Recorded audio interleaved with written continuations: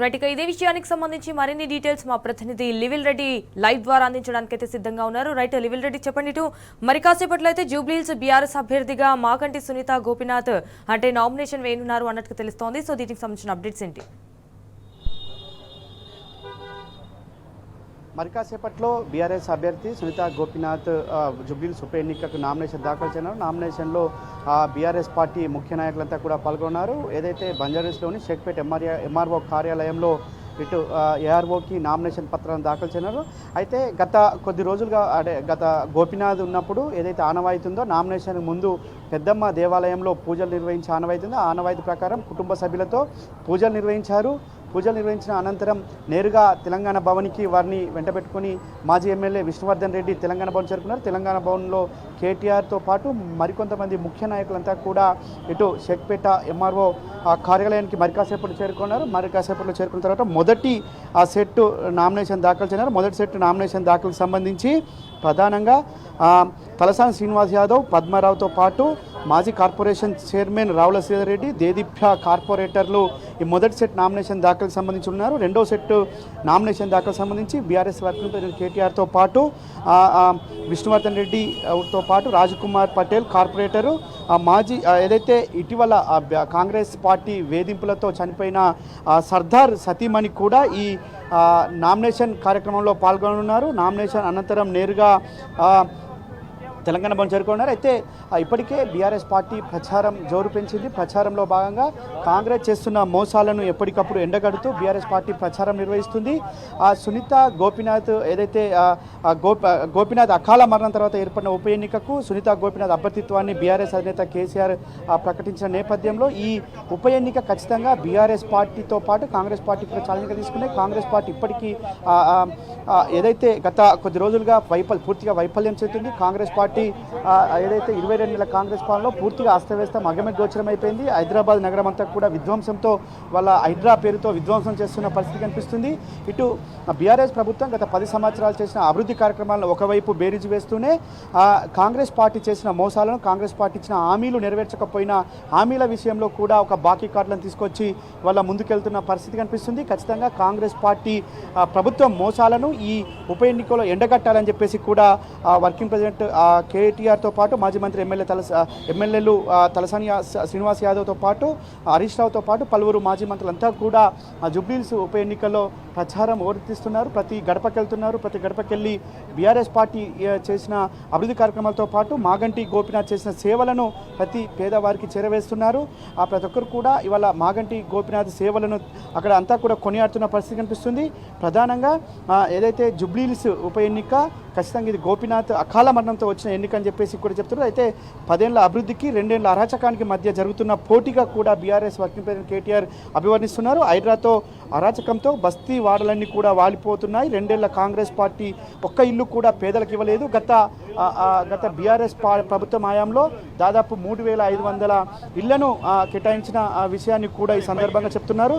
అయితే ఈ కాంగ్రెస్ ఏ విధంగా మోసాలు చేసింది, కాంగ్రెస్ కుట్రలు కుతంత్రాలను ఖచ్చితంగా ఈ ఎన్నికల్లో చర్మగీతం పాడాలంటే జూబ్లీహిల్స్ ఉప ఎన్నికల్లో ఖచ్చితంగా బీఆర్ఎస్ పార్టీ అభ్యర్థి సునీత గోపీనాథ్ను గెలిపించాలి. ఇప్పటికే గెలుపు ఖాయమైపోయినట్టుకి మెజారిటీ కోసం మనం ఖచ్చితంగా అందరం కూడా ముందుండి పోటీ పడాలని చెప్పేసి కూడా చెప్తున్నారు.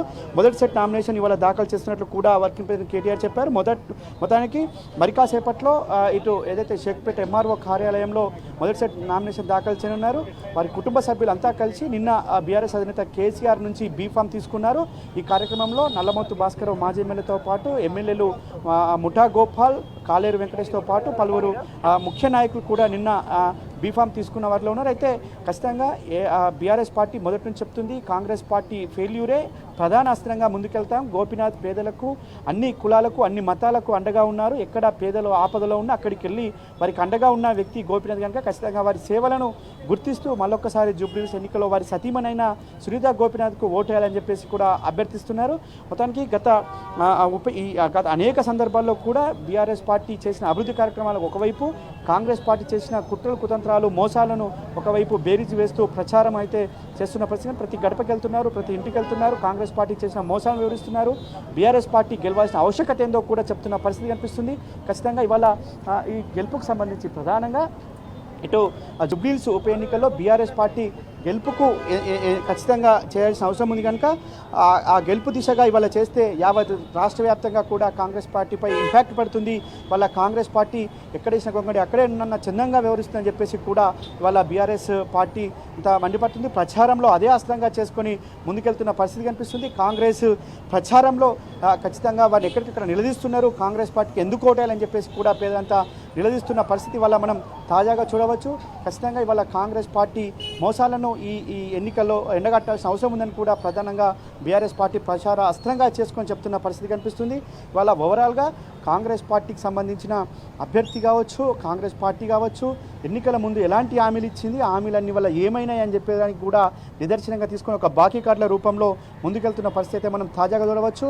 అందుకు అనుగుణంగానే ఇవాళ బాకీ కార్డులను ఇంటింటికి డిస్ట్రిబ్యూట్ చేస్తూ కాంగ్రెస్ చేసిన కుట్రలను కావచ్చు, కాంగ్రెస్ చేసిన మోసాలను కావచ్చు, ఎన్నికల ముందు ఎలాంటి అరిచేతిలో వైకుంఠం చూపించే విధంగా హామీలు ఇచ్చింది, కానీ ఎన్నికల తర్వాత నరకం చూపిస్తుంది అనే విధంగా ఇవాళ కాంగ్రెస్ ప్రభుత్వం చేస్తున్న దుర్మార్గాన్ని కూడా బీఆర్ఎస్ పార్టీ ఎప్పటికప్పుడు ఎండగడుతుందని చెప్పేసి కూడా బీఆర్ఎస్ పార్టీ చెప్తుంది. ఇటు ఇప్పటికే డివిజన్ల వారిగా ఇన్ఛార్జీలు నియమించారు, క్లస్టర్ల వారిగా ఇన్ఛార్జీలు నియమించారు, బూత్ స్థాయి కమిటీలను ఏర్పాటు చేశారు. వాటన్నింటినీ కూడా సమన్వయం చేసుకుంటూ ఎప్పటికప్పుడు వార్ రూమ్ ఏర్పాటు చేశారు. వార్ రూమ్ ద్వారా ఎలక్షన్లకు సంబంధించిన ఎప్పటికప్పుడు ఎజెండాను చేసుకుంటూ ముందుకెళ్లారు. మొన్న ఏదైతే ఇక్కడ ఎస్పీఆర్ హిల్స్ రహమత్ నగర్లో జరిగిన ఒక ముఖ్య కార్యకర్తల సమావేశంలో సైతం కార్యకర్తల దిశానిర్దేశం చేశారు. ప్రచార హోరు ఏ విధంగా చేయాలి, ప్రచారంలో ఎలాంటి అంశాలను మనం ప్రస్తావించాలి, సునీతా గోపీనాథ్కు ఉన్న పాజిటివిటీ ఏందని చెప్పి అన్ని అంశాలపైన కూడా ముఖ్యంగా బీఆర్ఎస్ పార్టీ దుస్సరించి ఆ దిశగానే ఎన్నికల ప్రచార హోరు కూడా పెంచింది. వాళ్ళ మొదటి సెట్ నామినేషన్ దాఖలు చేసిన తర్వాత మళ్ళీ శనివారం రోజున పెద్ద ఎత్తున భారీ కాన్వాయ్తో మరో సెట్ నామినేషన్ దాఖలు చేయనున్నారు. ఇప్పటికే ఈ మొదటి సెట్కి సంబంధించి కూడా పెద్ద ఎత్తున అటు తెలంగాణ భవన్ చేరుకున్న తర్వాత తెలంగాణ భవన్ నుంచి నేరుగా ఇటు షేక్పేట్ ఎంఆర్ఓ కార్యాలయానికి రానున్నారు. ఖచ్చితంగా బీఆర్ఎస్ పార్టీ ఏదైతే అభ్యర్థి ఎంపిక నుంచి నామినేషన్ కూడా మొదటగానే వేస్తున్న పరిస్థితి మనం ప్రధానంగా చూడవచ్చు. ఇవాళ కాంగ్రెస్ పార్టీ చేస్తున్న అరాచకాలకి చర్మగీతం పాడాలంటే జూబ్లీహిల్స్ ఉప ఎన్నికలో గెలిపే లక్ష్యంగా బీఆర్ఎస్ పార్టీ కదం తొక్కుతుందని చెప్పుకోవచ్చు. కొద్దిసేపటికి మరికాసేపట్లో ఇక్కడికి చేరుకోనున్నారు. వారికి నేరుగా ఎంఆర్ఓ కార్యాలయానికి వెళ్ళి అక్కడ ఎవరైతే ఎలక్షన్ రిటర్నింగ్ ఆఫీసర్ కావచ్చు, ఏఆర్ఓ అసిస్టెంట్ ఎలక్షన్ రిటర్నింగ్ ఆఫీసర్కి ఈ నామినేషన్ పత్రాలు ఇవ్వనున్నారు. నామినేషన్ పత్రాలు వచ్చిన తర్వాత మీడియాతో కూడా మాట్లాడే అవకాశం స్పష్టంగా కనిపిస్తుంది. గత బీఆర్ఎస్ పార్టీ ఖచ్చితంగా ఏం చేసింది, ఇవాళ కాంగ్రెస్ పార్టీ ఏం చేస్తుంది అనే దాన్ని బేరీజు వేస్తూ ముందుకెళ్తున్న పరిస్థితి మనం చూడవచ్చు. కాంగ్రెస్ ప్రభుత్వం అనేక సందర్భాల్లో ఇచ్చిన హామీలు నెరవేర్చడంలో అవ్వాతాతలకు ఇచ్చిన పెన్షన్ల విషయంలో కూడా మాట తప్పింది. యువతకి ఇవ్వాల్సిన ఏ ఒక్కటి కూడా ఇవ్వలేదు. జాబ్ క్యాలెండర్ మూసేయలేదు. ఇవాళ ఏదైతే 2500 ఇస్తామని చెప్పింది అక్కా చెల్లెలకి అది కూడా ఇవాళ ఏమాత్రం కూడా ఇవ్వలేదు. అవన్నింటినీ బేరీజు వేస్తూ ప్రచార హోరు పెంచింది. ఇవాళ ఏదైతే డబుల్ బెడ్రూమ్ ఇళ్ల విషయంలో కూడా కూలకొడుతుందే తప్ప ఎక్కడ కూడా నిర్మాణం చేపట్టడం లేదని చెప్పుకోవచ్చు.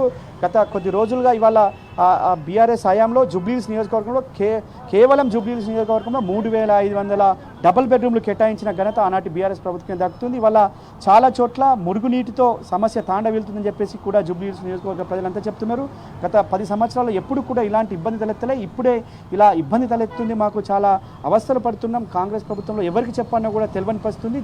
మాగంటి గోపీనాథ్ ఉంటే మాకు ఎలాంటి ఇబ్బందులు లేకపోయేదని చెప్పేసి కూడా చెప్తున్న పరిస్థితి మనం చూడవచ్చు. ఇవాళ మాగంటి గోపీనాథ్ సేవలను గుర్తించాలంటే ఖచ్చితంగా మళ్ళీ బీఆర్ఎస్ పార్టీ అభ్యర్థి అయిన సునీతా గోపీనాథ్ గెలిపించాల్సిన అవసరం ఉందని చెప్పేసి కూడా సందర్భంగా చెప్తున్న పరిస్థితి కనిపిస్తుంది. వాళ్ళు ఖచ్చితంగా బీఆర్ఎస్ పార్టీ గెలిపే లక్ష్యంగా ముందుకెళ్తుంది. ఖచ్చితంగా ఇవాళ మొదటి సెట్ నామినేషన్ దాఖల్లో కూడా కేటీఆర్తో పాటు ముఖ్య నాయకులంతా కూడా పాల్గొనున్నారు. మరికాసేపట్లో ఇప్పటికే మరికాసేపట్లో సునీతా గోపీనాథ్కు మద్దతుగా బీఆర్ఎస్ పార్టీ వర్కింగ్ ప్రెసిడెంట్ మాజీ మంత్రులు తలసాని శ్రీనివాస్ యాదవ్, సత్యేంద్ర రెడ్డి పలువురు రానున్నారు. ఇప్పటికే ఇక్కడికంతా చేరుకున్న పరిస్థితి కనిపిస్తుంది. పాదయాత్రగా ఇక్కడికి వస్తున్నట్లు కూడా తెలుస్తుంది. మరికాసేపట్లో వారంతా చేరుకొని నామినేషన్ దాఖలు చేయనున్నారు. నామినేషన్ దాఖలు తర్వాత కూడా మీడియాతో మాట్లాడే అవకాశం ఉంది.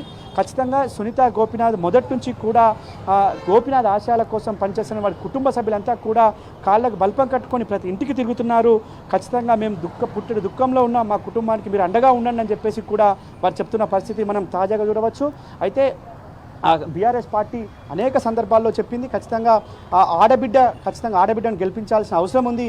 ఆడబిడ్డ గోపీనాథ్ ఖచ్చితంగా ఆయన సేవలకు ఇదొక నిదర్శనంగా చూసుకోవచ్చు అని చెప్పేసి కూడా చెప్తున్న పరిస్థితి కనిపిస్తుంది. ఖచ్చితంగా గోపీనాథ్ ఆశయాలకు అనుగుణంగా ఈ పార్టీకి ఎన్నిక జరుగుతుంది. గోపీనాథ్ ఆశయాలే ఖచ్చితంగా నెరవేర్చాలంటే సునీత గోపీనాథ్ను గెలిపించాల్సిన అవసరం ఉందని చెప్పేసి కూడా చెప్తున్న పరిస్థితి కనిపిస్తుంది. ఇవాళ ఖచ్చితంగా మాగంటి సునీత గోపీనాథ్ విజయం ఇప్పటికే ఖాయమైపోయిందని చెప్పేసి కూడా ఇలా బీఆర్ఎస్ పార్టీ చెప్తుంది. బీఆర్ఎస్ పార్టీ చెప్పిన దాని ప్రకారం ఖచ్చితంగా మెజార్టీ కోసమే వాళ్ళ ఇదని చెప్పేసి ఎన్నిక అని చెప్పేసి కూడా చెప్తున్నారు. ఇవాళ బీఆర్ఎస్ పార్టీ ఖచ్చితంగా ఈ ఎన్నికల్లో గెలిస్తే తెలంగాణ వ్యాప్తంగా కూడా ఇలా కాంగ్రెస్ పార్టీ వ్యతిరేకత ఎంత ఉంది, కాంగ్రెస్ పార్టీ మోసాలు ఏ విధంగా ఉన్నాయి, కాంగ్రెస్ పార్టీ చేస్తున్న అరాచక పాలనకు చర్మగీతం పాడాలంటే జుబ్లీహిల్స్ ఉప ఎన్నికల్లో గెలిపే లక్ష్యంగా పనిచేయాలని చెప్పేసి కూడా చెప్తున్న పరిస్థితి మనకు చూడవచ్చు. ఇవాళ ఏదైతే ఒక ఆడబిడ్డ దుఃఖాన్ని కూడా ఇవాళ అవహేళన చేసే విధంగా మాట్లాడిన మాటలను సైతం ఇవాళ కాంగ్రెస్ పార్టీ చేసిన మాటల విషయంలో కూడా ఇవాళ యావత్ తెలంగాణ జాతి అంతా కూడా ఖచ్చితంగా వారిని ఖచ్చితంగా ఖండిస్తుంది. ఇవాళ మహిళలపైన చేసిన మంత్రులు చేసిన మాటల విషయంలో కూడా ఇవాళ ఏదైతే బీఆర్ఎస్ పార్టీ ఖండించింది. ఖచ్చితంగా వాళ్ళ ఇంట్లో జరిగితే ఈ విధంగానే ఉంటారా అని చెప్పేసి కూడా ఇవాళ ఖచ్చితంగా చెప్తున్న పరిస్థితి మనం చూడవచ్చు. కొద్దిసేపటి క్రితం ఇక్కడ చేరుకున్నారు మాగంటి సునీత గోపీనాథ్తో పాటు వర్కింగ్ ప్రెసిడెంట్ కేటీఆర్, మాజీ ఎమ్మెల్యే విష్ణువర్ధన్ రెడ్డి, ఎమ్మెల్యే పద్మరావు గౌడ్తో పాటు మా తలసాని శ్రీనివాస్ యాదవ్తో పాటు రావుల శ్రీధర్ రెడ్డి, పలువురు ముఖ్య నాయకులు చేరుకున్నారు. మరి కాసేపట్లో మొదటి సెట్ నామినేషన్ దాఖలు చేయనున్నట్టు ఈ నామినేషన్ దాఖలు చేసిన తర్వాత కూడా మాట్లాడినారు. ఖచ్చితంగా ఈ ఆనవాయితీ ప్రకారం పెద్దమ్మ దేవాలయానికి వెళ్ళి ఇక్కడ నేరుగా నామినేషన్ పత్రాలు దాఖలు చేసేందుకు కూడా ఇక్కడికి వచ్చినట్లు బీఆర్ఎస్ పార్టీ చెప్తుంది. తెలంగాణ భవన్లో తెలంగాణ తల్లి విగ్రహానికి పూలమాల వేసి నివాళులర్పించి నేరుగా తహసీల్దార్ కార్యాలయం చేరుకున్నారు. ఖచ్చితంగా ఉప ఎన్నికల్లో మొదటి నుంచి కూడా బీఆర్ఎస్ పార్టీ దూకుడు పెంచింది. అభ్యర్థిని ప్రకటించడంలో కూడా మొదటి నుంచి బీఆర్ఎస్ పార్టీ ముందంజలో ఉంది. అభ్యర్థిని ప్రకటించిన తర్వాత ఇన్ఛార్జ్ల నియామకం కావచ్చు, క్లస్టర్ల వారీగా ఇన్ఛార్జ్లను నియమించి పోరాటం ఏదైతే కాంగ్రెస్ ప్రభుత్వం చేస్తున్న మోసాల విషయంలో బీఆర్ఎస్ పార్టీ ముందంజలో ఉంది. వాళ్ళ నామినేషన్ కూడా ఏదైతే ప్రముఖ పార్టీల్లో బీఆర్ఎస్ పార్టీ మొదటి పార్టీ అని చెప్పుకోవచ్చు. సునీత గోపీనాథ్ గెలిపే లక్ష్యంగా బీఆర్ఎస్ పార్టీ పోరాటం చేస్తున్న విషయాన్ని కూడా ఈ సందర్భంగా చూడవచ్చు. కాంగ్రెస్ ప్రభుత్వానికి ఖచ్చితంగా చర్మగీతం పాడాలంటే ఈ ఉప ఎన్నికల్లో బీఆర్ఎస్ పార్టీ ఖచ్చితంగా గెలవాల్సిన అవసరం ఉందని చెప్పేసి కూడా బీఆర్ఎస్ పార్టీ భావిస్తుంది. అయితే చాలా చోట్ల ఇవాళ ఎన్నికల నిర్వహణకు సంబంధించి కూడా ప్రచార ఓటుకు సంబంధించి కూడా బీఆర్ఎస్ పార్టీ వ్యూహంతో ముందుకెళ్తుంది. మూడంచెల వ్యూహాన్ని వల్ల పెడుతున్న పరిస్థితి మనం చూడవచ్చు. ప్రతి విషయంలో కూడా వ్యూహాత్మకంగా అడుగులు వేస్తుంది బీఆర్ఎస్ పార్టీ.